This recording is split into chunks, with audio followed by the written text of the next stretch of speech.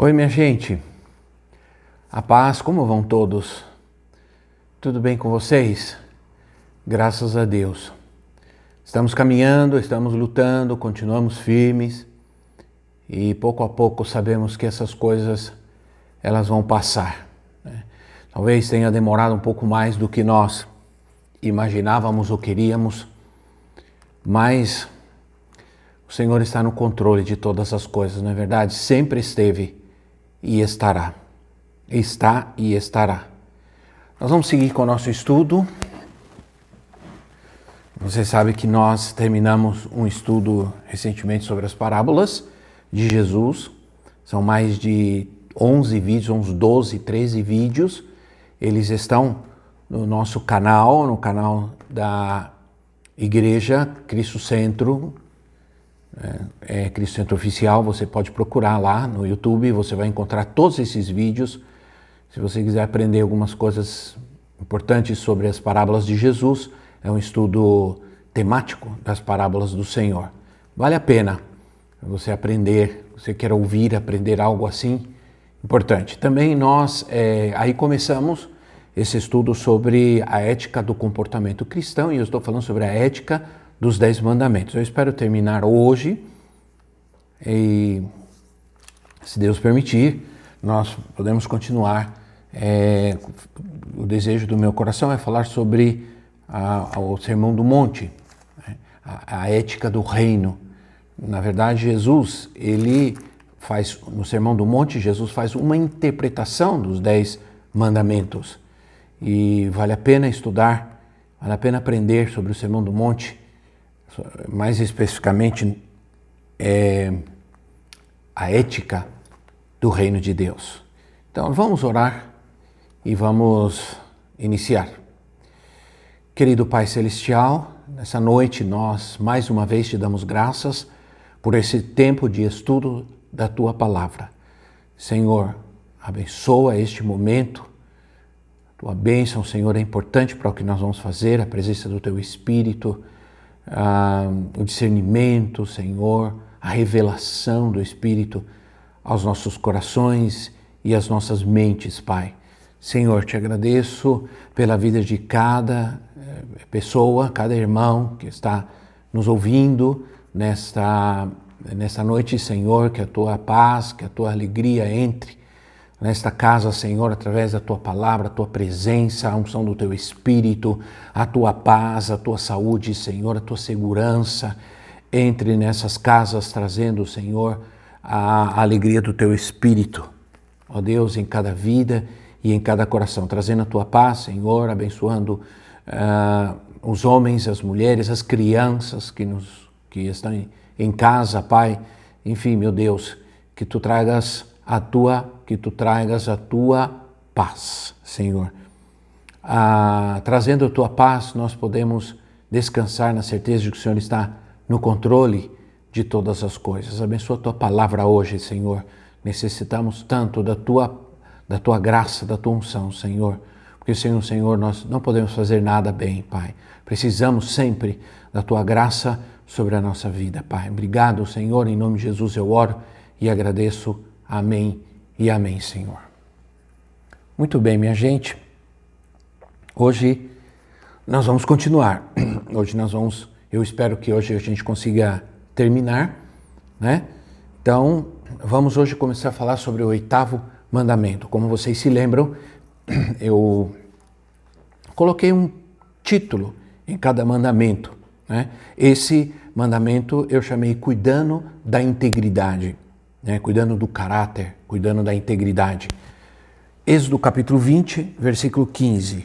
Êxodo 20, 15 diz assim: não furtarás, não furtarás. Todo ser humano tem necessidades básicas. Todos nós necessitamos de alimentação, sexo, ter bens, né? Poder se locomover, ter uma casa onde morar. São necessidades, né? Não são necessidades más ou erradas, de forma nenhuma. São necessidades básicas. Todos nós necessitamos. São necessárias, mas elas são desvirtuadas pela vida egoísta da sociedade moderna. A vida egoísta que a sociedade moderna leva essas necessidades a um nível de ambição. Esse é o grande problema. Infelizmente, pessoas são levadas ao crime pela necessidade de possuir alguma coisa, ou ainda viver uma vida completamente antiética para alcançar algum desejo, para alcançar algo que necessita, sim, claro, mas também algo que deseja. Ora, esse mandamento, não furtarás, ele também se refere a um comportamento honesto e verdadeiro para com o próximo. Não furtar significa não possuir algo, ou melhor, não possuir algo, ou possuir algo que não lhe pertence. Possuir algo que não lhe pertence. Ou possuir qualquer coisa que não tenha sido adquirida por meios honestos ou lícitos. Ora, é um mandamento que tenta regular uma ética de comportamento honesto e íntegro na sociedade. Porque a palavra de Deus faz muito isso para nós. Ora, ninguém nasce ladrão. Esse comportamento, ele é resultado da condição do coração daquele que furta. Nem mesmo a necessidade ela é uma condição para que alguém roube. Porque a gente sabe que existem muitas pessoas que têm muitas necessidades. Existem pessoas que não têm quase nada, elas têm muitas necessidades, mas não roubam. Nunca, nunca. Por quê? Porque, na verdade, essa é uma condição que é resultado em como está o coração daquele que furta. Ora, o Senhor Jesus deixou muito bem claro isso. Lá em Mateus capítulo 15, no versículo 19, Mateus 15, 19, ele diz assim: pois do coração saem os maus pensamentos, os homicídios, os adultérios, as imoralidades sexuais, os roubos, os falsos testemunhos e as calúnias. Ora, existem muitas formas de roubo. Não é somente pegar alguma coisa de alguém ou de algum lugar. Mas, por exemplo, ser negligente no trabalho, receber sem trabalhar, fraudar a assistência social, receber algo sem ter o direito, adulterar preços, imposto de renda, suborno e a exploração ao pobre. Tudo isso é roubo. Roubar traz uma maldição terrível. Não é à toa que o Senhor coloca como um mandamento, porque traz uma maldição sobre a vida da pessoa e também sobre a sua casa. Ora, no Antigo Testamento nós temos o exemplo de um homem chamado Acã. Isso está em Josué capítulo 7. Josué capítulo 7, versículo 19. Josué 7, 19, que diz assim: ora, então Josué disse a Acã: meu filho, para a glória do Senhor, Deus de Israel, diga a verdade. Conte-me o que você fez, não me esconda nada. Acã respondeu: é verdade que pequei contra o Senhor, contra o Deus de Israel. O que fiz foi o seguinte: quando vi entre os despojos uma bela capa feita na Babilônia, 2,4 kg de prata e uma barra de ouro de 600 gramas, eu os cobicei e me apossei deles. Então, estão escondidos no chão da minha tenda, com a prata por baixo. Josué enviou alguns homens que correram à tenda de Acã, e lá estavam escondidas as coisas, com a prata por baixo. Retiraram-nas da tenda e as levaram a Josué e a todos os israelitas e as puseram perante o Senhor. O Senhor disse a Josué que todos os despojos da cidade de Jericó, quando as muralhas de Jericó caíram e o povo de Israel entrou e tomou posse da cidade, todos os despojos, todas as riquezas da cidade deveriam ser dedicadas ao Senhor. Tudo isso tudo que era de valor deveria ser dedicado ao tesouro do Senhor, né? Do templo, da casa de Deus. Ora, essa foi a ordem de Deus. Mas Acã, quando viu entre os despojos alguns objetos valiosos, ele tomou para si, ele pegou esses objetos e escondeu. O resultado disso foi que o povo sofreu uma grande derrota na próxima incursão que realizou, enfrentando uma cidade pequena com um exército bem menor, né, e sendo derrotado.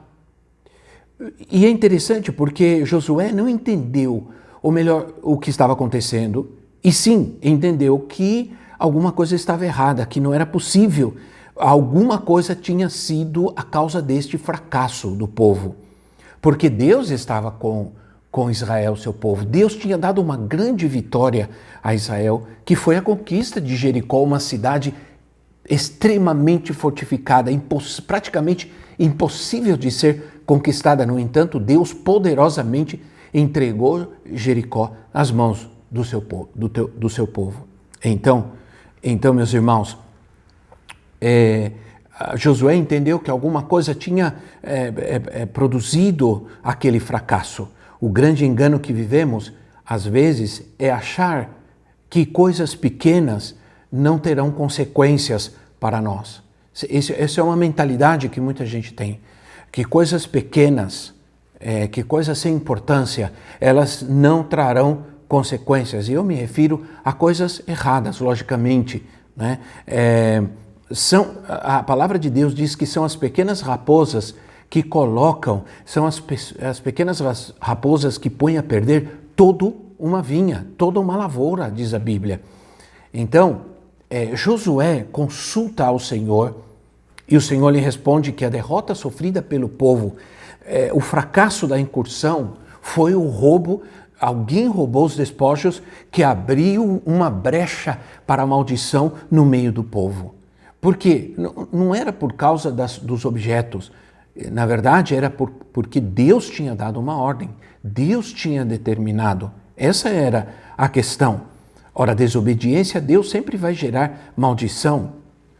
Então, infelizmente, a maldição não foi só para o povo, mas toda a família de Acã sofreu com a sua desonestidade, sofreu com a sua desobediência, sofreu com a sua cobiça. Precisamos entender que as nossas atitudes podem não somente nos afetam, mas também vão afetar as pessoas que estão ao nosso redor, principalmente a nossa família. Quando a gente toma atitudes impensadas, sempre vai ter gente que vai sofrer conosco as consequências dessa atitude que tomamos.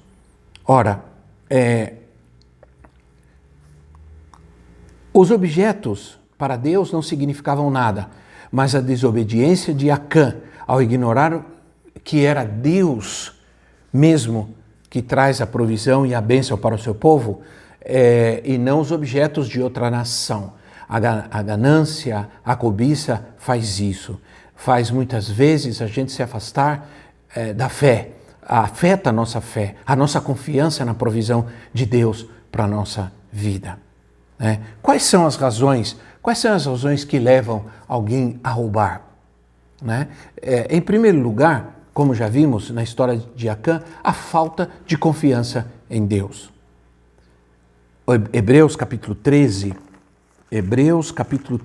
versículos 5 e 6. Hebreus 13, 5 e 6. Diz assim: conservem-se livres do amor ao dinheiro e contentem-se com o que vocês têm, porque Deus mesmo disse: nunca o deixarei, nunca o abandonarei. Podemos, pois, dizer com confiança: o Senhor é o meu ajudador, não temerei o que me podem fazer os homens. Ora, conservem-se livres do amor ao dinheiro e contentem-se, sejam contentes com o que vocês têm. Estar contentes com o que nós temos é uma advertência que nós vamos encontrar algumas vezes na Bíblia. Estar contentes, e não somente estar contentes, mas também estar agradecidos pelo que nós temos. É interessante, você precisa entender uma coisa, porque aquilo que queremos e desejamos pode ser produto da cobiça, né? Pode ser que nem necessitemos disso, mas isso pode ser resultado de querer alguma coisa de que nós não precisamos e pode gerar falta de gratidão a Deus, ficar cobiçando e cobiçando, desejando algo, reclamando de algo que nós não temos, nos faz esquecer de ter um coração agradecido e de estar contentes com aquilo que nós temos. Ora, Paulo mesmo disse, né, que ele sabia estar contente com pouco e com muito. Ele sabia como se comportar quando tem muito ou quando tem pouco. Nosso maior exemplo, com certeza, é Jesus Cristo, que apesar de ter tudo, de não precisar de nada, ele se contentou com pouco para cumprir a missão de Deus na sua vida. Não é verdade? Ora, se o dinheiro e o anseio pelas coisas materiais dominam a nossa vida, vamos viver em função de alcançá-los.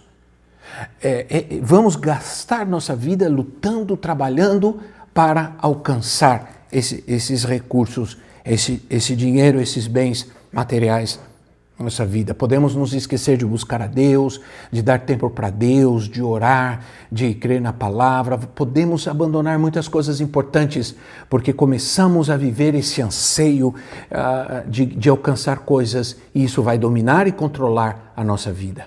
Eclesiastes diz que quem tem muito sempre quer ter mais. Que o trabalhador, ele descansa, ele está contente com o que ele tem, ele está agradecido a Deus pelo que ele tem, mas quem tem quer ter sempre mais. Aí a vida começa a ser dedicada a alcançar aquilo que nos falta e precisamos entender que a palavra de Deus diz que ele suprirá todas as nossas necessidades, isso é, Deus vai suprir o que nos falta. Nós precisamos fazer a nossa parte, mas Deus vai suprir o que nos falta. Nem sempre o que me falta eu realmente preciso, né? Nem sempre. Não sei se você conseguiu entender esta frase. Ora, nem sempre o que me falta eu realmente preciso. O mundo sabe disso. As propagandas, às vezes, apresentam coisas que são inúteis, mas eles começam dizendo, você precisa disso. Né? Alguma coisa que você pode substituir por outra, fazer facilmente, mas eles lhe oferecem aquilo dizendo, você precisa disso, e você provavelmente realmente não precisa. Né? Então, muitos se enroscam nas coisas da vida, se metem em problemas sérios financeiros, porque se esquecem que Deus é quem provê todas as coisas. Ele é o nosso provedor. Ele está interessado em que nada nos falte. Escute bem, Deus está interessado que não te falte nada. Ele está interessado que você tenha tudo. Né? Ora, esquecemos de tudo que Ele nos prometeu e em algum momento, se nós temos necessidade, sentimos, muitas vezes nós sentimos, porque se nós nos afastamos de Deus, quem se afasta de Deus, quem não ora, quem não está santificando sua vida, quem não está obedecendo, muitas vezes sente que não merece, por isso não pede, não busca. Quando Jesus disse, tudo que vocês pedirem no meu nome, vocês receberão, né? O Pai vai dar, mas não é simplesmente pedir no nome de Jesus como se o nome de Jesus fosse uma chave que abrisse a caixa de um tesouro, de um cofre. Não, na verdade, isso envolve obediência, fidelidade, amor, santidade, né? Isso envolve tudo. Usar o nome de Jesus envolve em que Ele esteja governando a nossa vida. Entende? Ora, a palavra de Deus diz que Ele suprirá todas as nossas necessidades. Outra razão é que nós nos esquecemos das promessas de Deus. Quando nos esquecemos de Deus, logicamente, se nos afastamos de Deus, as promessas se distanciam de nós, logicamente. Ora, colocamos de lado em nossas vidas e esquecemos de tudo que Ele nos prometeu. Em algum momento, Se nós temos necessidades, sentimos que não merecemos, não é verdade? Ora, Mateus capítulo 6, versículo 25, é um texto muito conhecido nosso, nós gostamos muito desse texto, ele faz parte da nossa vida, não é verdade? Mateus capítulo 6, versículo 25 e diante diz assim: portanto, eu lhes digo, não se preocupem com as suas próprias vidas quanto ao que comer ou beber, nem com seus próprios corpos quanto ao que vestir. Não é a vida mais importante do que a comida e o corpo mais importante do que a roupa? Observem as aves do céu. Não semeiam, nem colhem, nem armazenam em celeiros, contudo o Pai Celestial as alimenta. Não têm vocês muito mais valor do que elas? Quem de vocês, por mais que se preocupe, pode acrescentar uma hora que seja a sua vida? Por que vocês se preocupam com roupas? Vejam como crescem os lírios do campo. Eles não trabalham, nem tecem. Contudo, eu lhes digo que nem Salomão, em todo o seu esplendor, vestiu-se como um deles. Se Deus veste assim a erva do campo, que hoje existe e amanhã é lançada ao fogo, não vestirá muito mais a vocês, homens de pequena fé? Portanto, não se preocupem dizendo que vamos comer, ou que vamos beber, ou que vamos vestir, pois os pagãos é que correm atrás dessas coisas, mas o Pai Celestial sabe que vocês precisam delas. Busquem, pois, em primeiro lugar o reino de Deus e a sua justiça, e todas essas coisas lhes serão acrescentadas. Portanto, não se preocupem com o amanhã, pois o amanhã se preocupará consigo mesmo. Basta cada dia o seu próprio mal. Que maravilhoso essa passagem, que maravilhoso é esse texto, porque ele contém promessas poderosas de um Deus verdadeiro, de um Deus que não mente, que nos ama, que quer suprir as nossas necessidades. Né? Como é certo que tudo tem a ver com a falta de Deus em nossa vida, não é verdade, minha gente? Ora, porque diz assim, vamos ter todas as nossas necessidades supridas, não nos vai faltar nada, principalmente as necessidades básicas, se nós colocarmos em primeiro lugar o reino de Deus. Se Cristo e o reino de Deus significa o governo de Cristo na nossa vida, se Cristo governa realmente a minha vida, se Ele é Senhor da minha vida, então sim, eu creio realmente que nada vai me faltar. Ora, se confiamos em Deus, confiamos em suas promessas. Né? O medo de faltar pode justificar, algumas pessoas usam o medo de faltar para justificar um erro. Né? A concessão que se faz, muitas vezes, é por causa do medo de faltar. Vocês já viram um assaltante que disse que ele roubou porque estava passando fome, porque estava vendo seus filhos passando fome e tendo necessidade. Você crê realmente que é justo, é justificável o que este homem, o que este assaltante está dizendo? A justiça não considera inocente porque ele roubou, porque os seus filhos estão passando necessidade. Ora, já vimos isso, um assaltante preocupado com seus filhos, o traficante que diz que trafica para dar leite ao seu filho, né? Para dar pão ao seu filho. Se nós confiamos em Deus, nós confiamos em suas promessas. Ele certamente cuida daqueles que confiam no seu nome. Essa que é a verdade. Ora, esse mandamento, não furtarás, ataca também a questão da justiça social. Ora, a luta pela justiça social não é algo novo, nós estamos vendo aí agora, só se fala nisso. Mas a luta pela justiça social antecede a Karl Marx, por exemplo.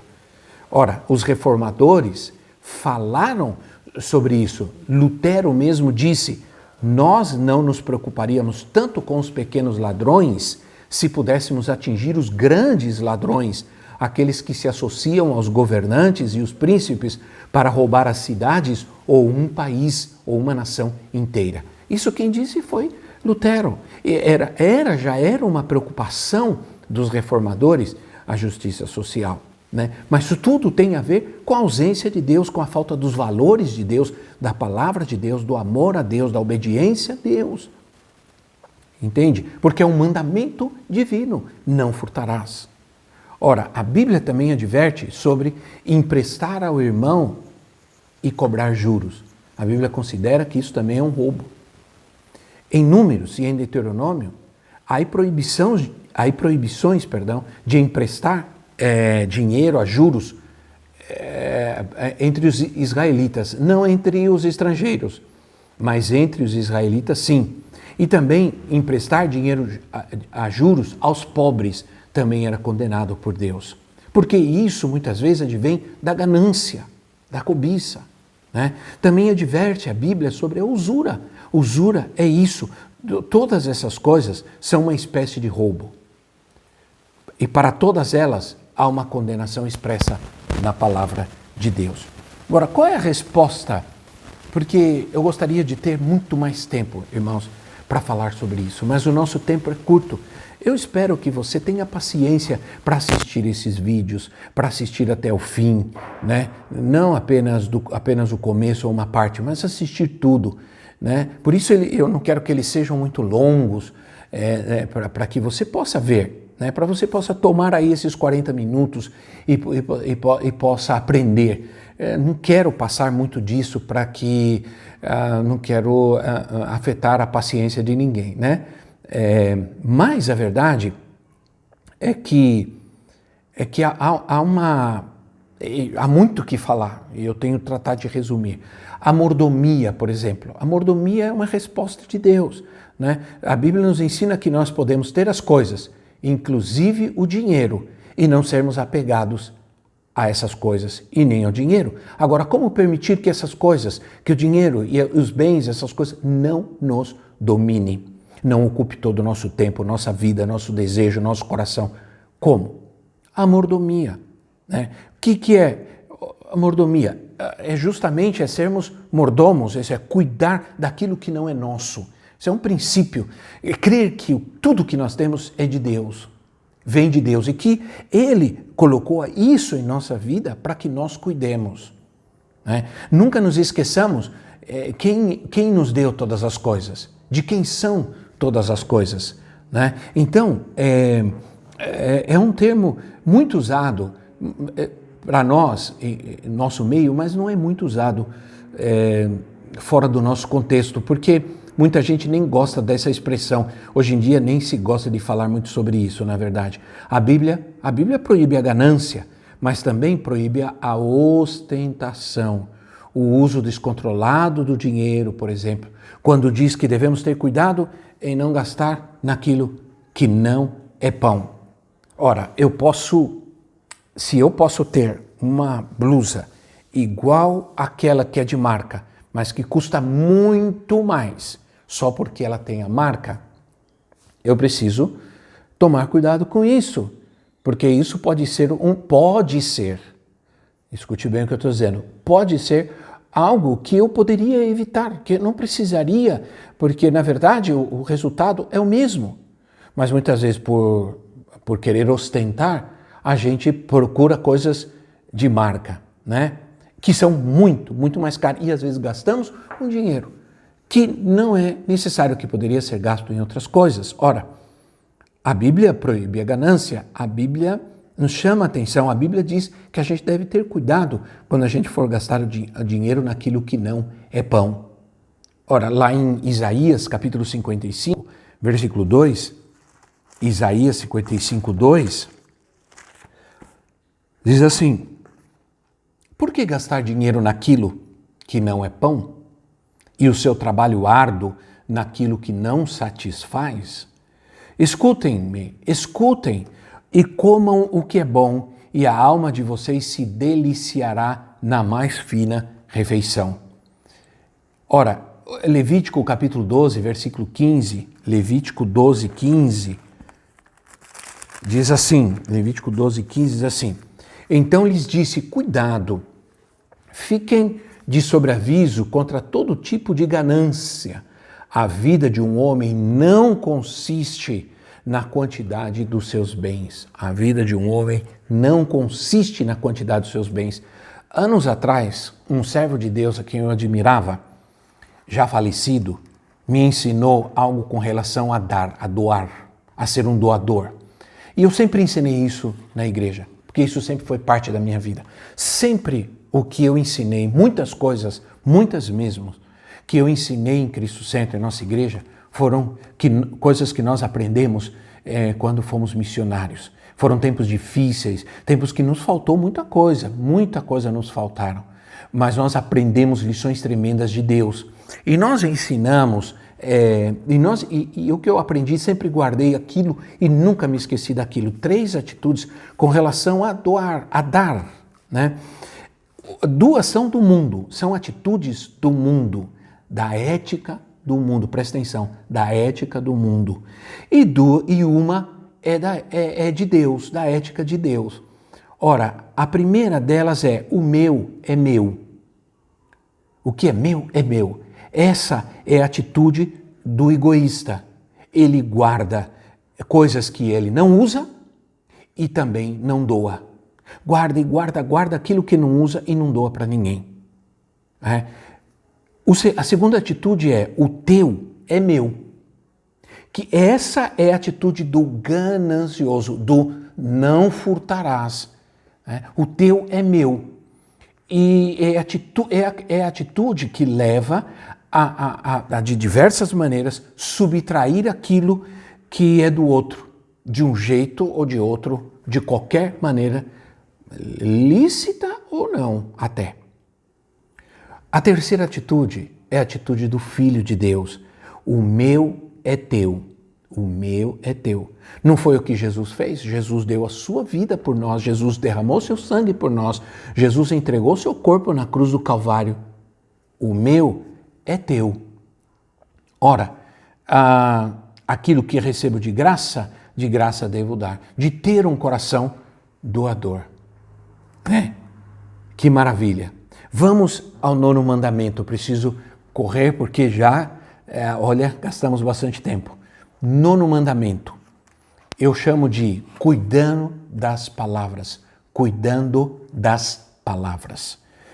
Êxodo capítulo 20, versículo 16. Êxodo 20, 16, que diz assim: não darás falso testemunho contra o teu próximo. Não darás falso testemunho contra o teu próximo. Ora, Heifler diz que esse mandamento trata da proteção da honra, da reputação, do bom nome nosso e também dos outros. Que interessante, esse mandamento também trata da questão da mentira. Uma forma vil de ferir, condenar e destruir a vida de alguém é através da mentira. A mentira está por todo lado. O mundo jaz na mentira, minha gente. O diabo é o pai da mentira. As palavras são ferramentas da vida. São ferramentas da vida. A gente pode condenar e destruir a vida de alguém quando a gente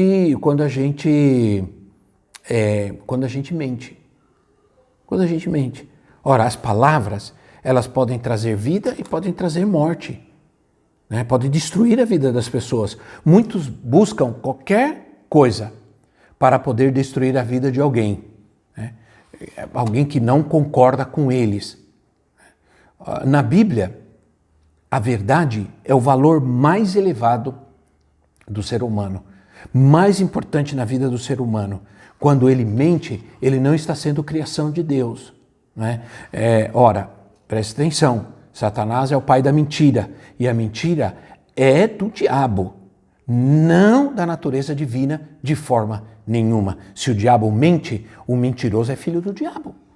A Bíblia afirma que o lugar do mentiroso, sabe onde é o lugar do mentiroso? O inferno. No inferno. Apocalipse capítulo 21, versículo 8. Apocalipse capítulo 21, versículo 8, diz assim: mas os covardes, os incrédulos, os depravados, os assassinos, os que cometem imoralidade sexual, os que praticam feitiçaria, os idólatras e todos os mentirosos, o lugar deles será no lago do fogo que arde com enxofre.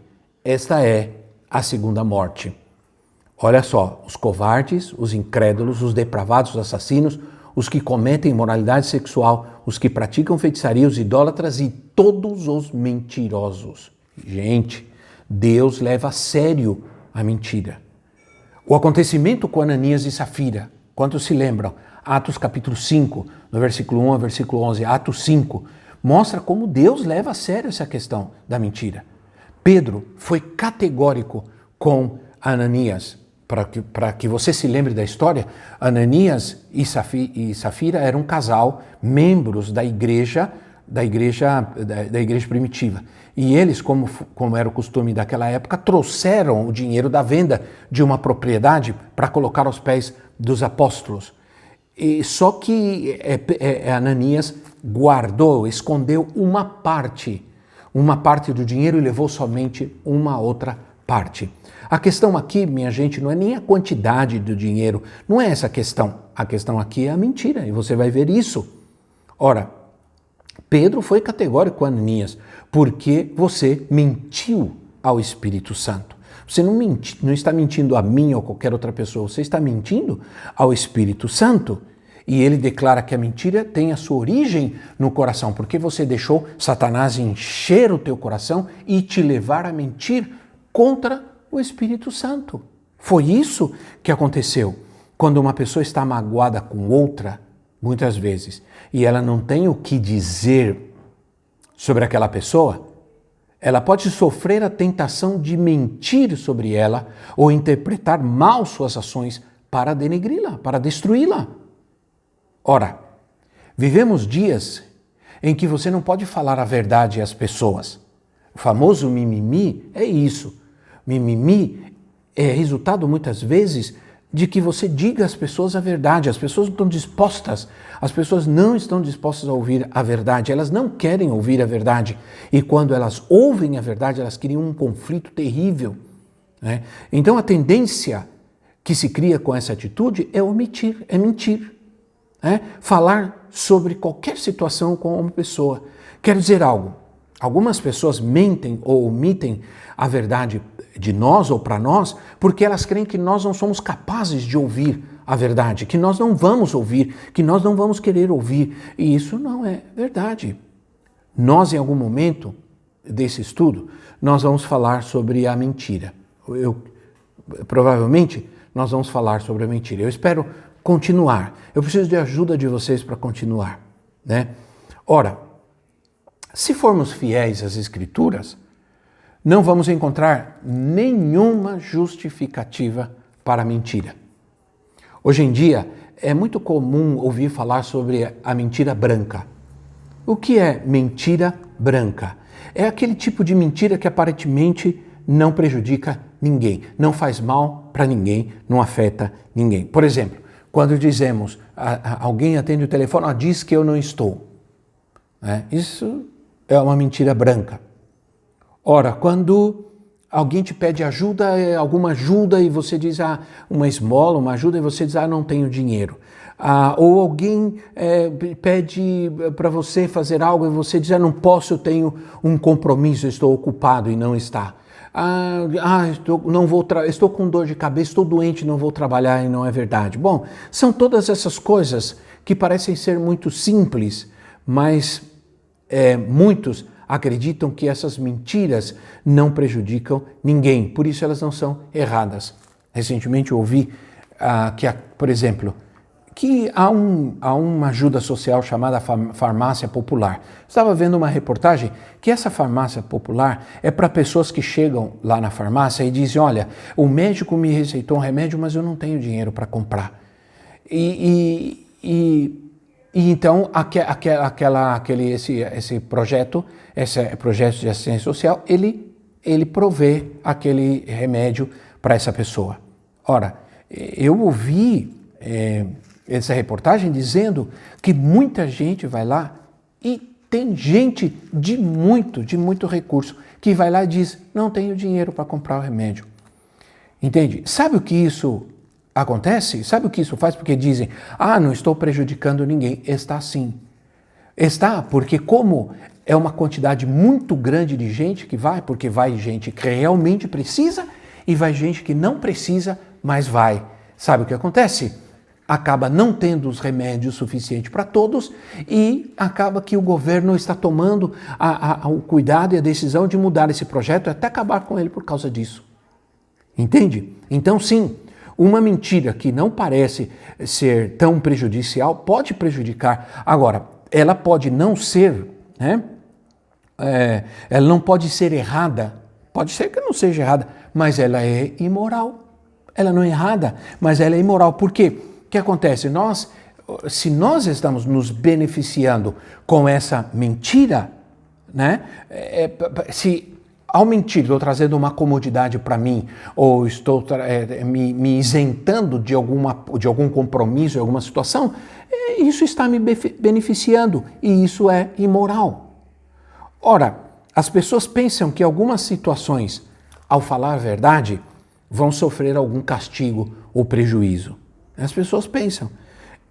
Então, às vezes, elas não falam porque têm medo das consequências, têm medo do castigo. Olha, e aí mentem crendo que mentir vão se livrar.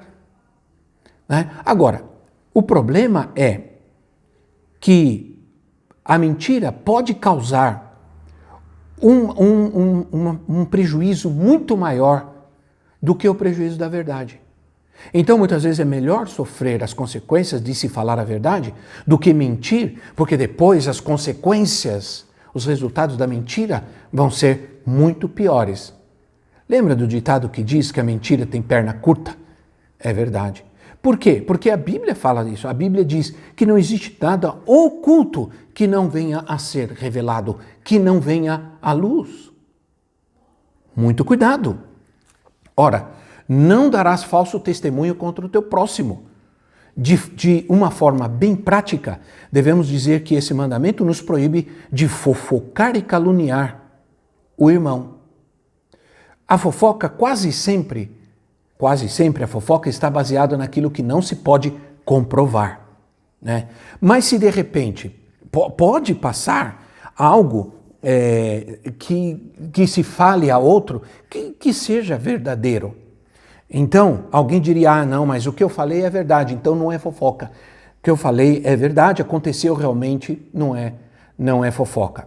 Jung disse que quando nós estamos dispostos a comentar para alguém algo que é verdadeiro a respeito de outra pessoa, que é verdadeiro, que realmente aconteceu, nós devemos perguntar se realmente é necessário falar aquilo, contar aquilo para outra pessoa.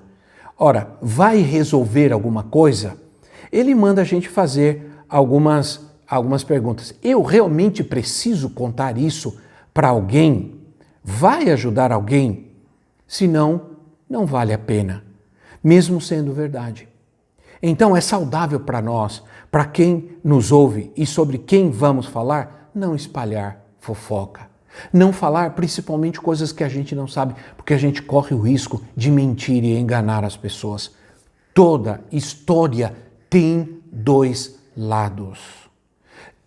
Quando a gente quer omitir um juízo de valor sobre algo, a gente precisa conhecer toda a história, a gente precisa conhecer os dois lados, a gente precisa ouvir as pessoas envolvidas, minha gente.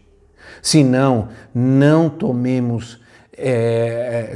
façamos juízo de valor sobre alguma coisa. Por favor. Vou ao 10º e último mandamento. Rápido. O 10º mandamento eu chamo de cuidado, ou melhor, cuidando das ambições. Cuidando das ambições. Êxodo 20, 17. Êxodo 20, 17. Que diz assim, não cobiçarás a casa do teu próximo, não cobiçarás a mulher do teu próximo, nem os seus servos ou servas, nem o seu boi ou jumento, nem coisa alguma que lhe pertença. Esse mandamento está falando de ambições erradas. A mulher do próximo, servos e servas, animais e todas as coisas. A palavra de origem aqui sobre cobiçar é shaman, a palavra hebraica, que expressa bem claramente, porque o O hebraico é uma língua muito, muito dinâmica e é uma palavra, ela tem um significado às vezes muito grande, muito profundo. O hebraico é uma língua extraordinária. Essa assim, significa possuir uma intenção oculta no coração que pode se transformar em ações de furtos e roubos. Olha que interessante, possuir uma intenção oculta no coração. Né? Então, chamar tem a ver com os desejos íntimos que se revelam como intenção de se apoderar dos bens do próximo. Ora, essa ambição como desejo de possuir coisas, muitas vezes é bem frustrante, né? É frustrante. Eu tenho alguns desejos. Às vezes eu quero algo. Eu sou como uma criança, eu quero isso, eu quero aquele relógio, eu quero aquela caneta, eu quero aquele sapato, eu quero não sei o quê. Faço tudo para obter aquilo, até sacrifício. Depois que tenho, eu te digo, sempre aparece algo melhor. Você já foi no shopping, foi em uma loja, comprou um sapato e gostou, você viu, gostou daquele sapato, comprou, gastou, comprou em 2, 3 vezes, comprou o sapato com sacrifício. Aí você passa em outra loja e de repente você vê outro sapato, às vezes melhor, mais bonito e mais barato. O que você acha? Aconteceu já com você? Claro. Por isso, às vezes, eu vou no shopping, compro uma coisa e não vejo mais nada. Porque a gente pode se frustrar. A gente vai se frustrar com coisas, é assim mesmo. Ora, foi o que aconteceu com Acã. Ele desejou aquelas coisas, a capa, o ouro, a prata, e subtraiu. O apóstolo Paulo diz que a cobiça é algo que não deveria ser nem mencionado em nosso meio. Nem mencionado em nosso meio. Efésios capítulo 5, versículo 3. Efésios 5, 3. Diz assim, Efésios 5, 3. Cobiçar, entre vocês não deve haver nem sequer menção da imoralidade sexual, de qualquer espécie de impureza, nem de cobiça, pois essas coisas não são próprias para os santos. Cobiçar não é o mesmo que desejar. Ora, já vimos várias vezes que os mandamentos, na sua maioria, têm a ver com a condição do nosso coração. Cobiçar é desejar sim, mas desejar com motivos errados. Desejar com motivos no coração errado. Ora, podemos desejar coisas boas com motivos corretos. Esses desejos são aqueles desejos que Deus quer conceder. Deleita-te no teu Senhor e Ele concederá os desejos do teu coração. São aqueles desejos que têm uma motivação correta, que têm motivos corretos, né? Cobiçar é mal, porque geralmente tem a ver com desejar para nós o que pertence a outra pessoa. Geralmente é isso que significa cobiça. Desejar para nós aquilo que pertence a outra pessoa. Desejar pode ser algo que queremos para nós, para ajudar a outras pessoas. Se for assim, é esse tipo de desejo que Deus espera de nós como seus filhos. Ora, podemos vencer a cobiça com o contentamento. A Bíblia diz que devemos estar contentes quando temos o que comer, o que vestir e onde dormir. Não foi isso que nós lemos?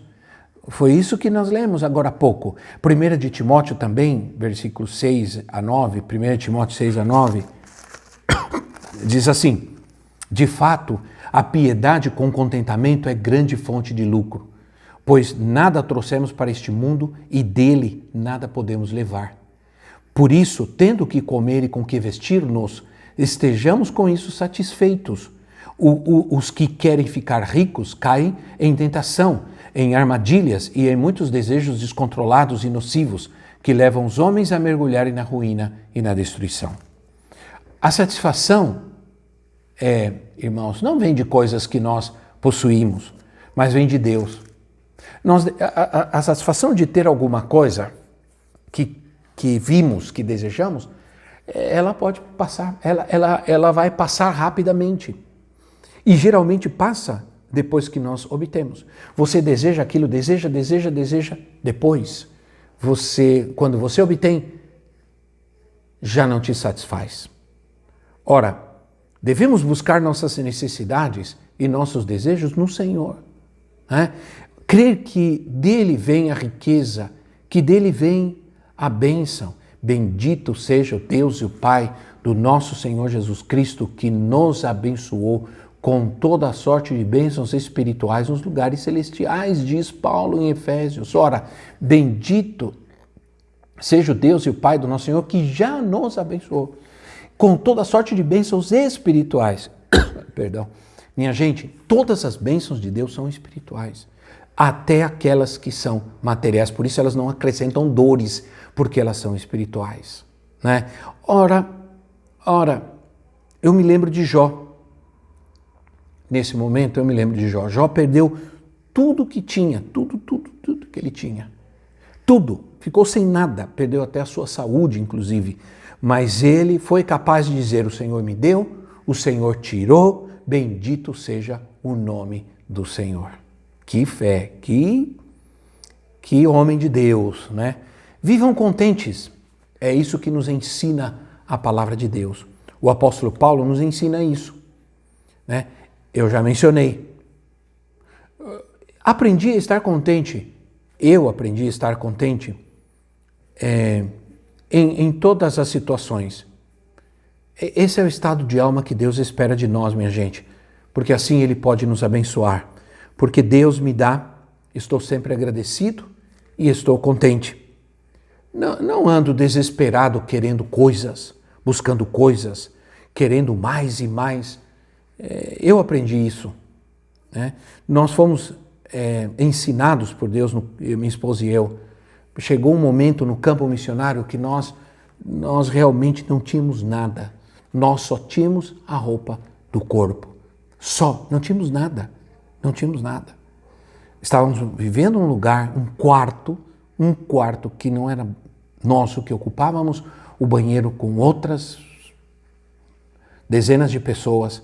Nós não tínhamos nada. Lembro-me de que uma vez meu sapato o sapato que eu levei do Brasil ficou desgastado e já estava abrindo, inclusive. E eu não podia comprar outro sapato.